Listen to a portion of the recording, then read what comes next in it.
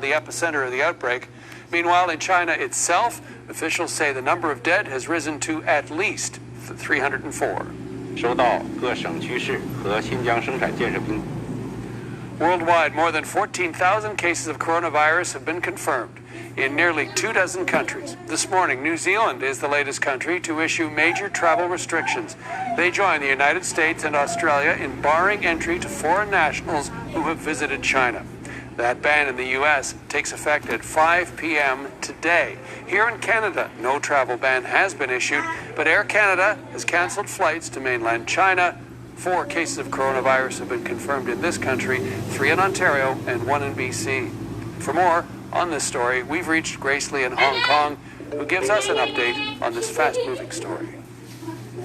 Yeah, with the latest from Manila, health officials are now saying that people around the world have to be more vigilant than ever to contain the spread of the Wuhan virus. In China at the moment, we're hearing reports that the situation inside of Wuhan is getting increasingly dire. As you know, China has ordered a quarantine of millions of people there. The medical supplies are running short. President Xi Jinping today ordered 1,500 more hospital workers to get to that area, but it's unclear whether or not the people who need help there are getting the treatment. Meanwhile, tomorrow, China's new hospital is set to open. It's not completely clear whether or not it's ready to be open quite yet, but they've built it in a matter of days. So impressive speed, but there are questions surrounding how effective it'll be to help in the situation we have here in Wuhan. In Hong Kong, though, we're hearing that there's pressure on the government to do more to combat the spread of the virus. Grace, what can you tell us about what's happening there?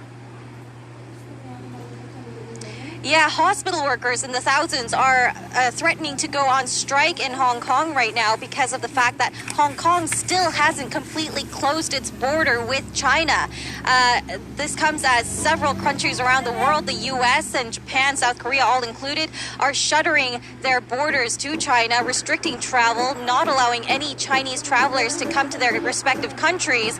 Hong Kong still hasn't done the same, and in response, a lot of airlines are cutting down their flights to Hong Kong as well. So as the situation gets increasingly more serious, people here in Hong Kong are afraid that, the inaction from the government may result in something similar to the SARS outbreak in the early 2000s, where we saw lots of people here in Hong Kong suffer from the repercussions. 300 out of the 700 who died at the time were Hong Kongers. So there is a lot of fear here, and that's why we're seeing actions like this strike and a lot of people demanding that Hong Kong's government be more vigilant.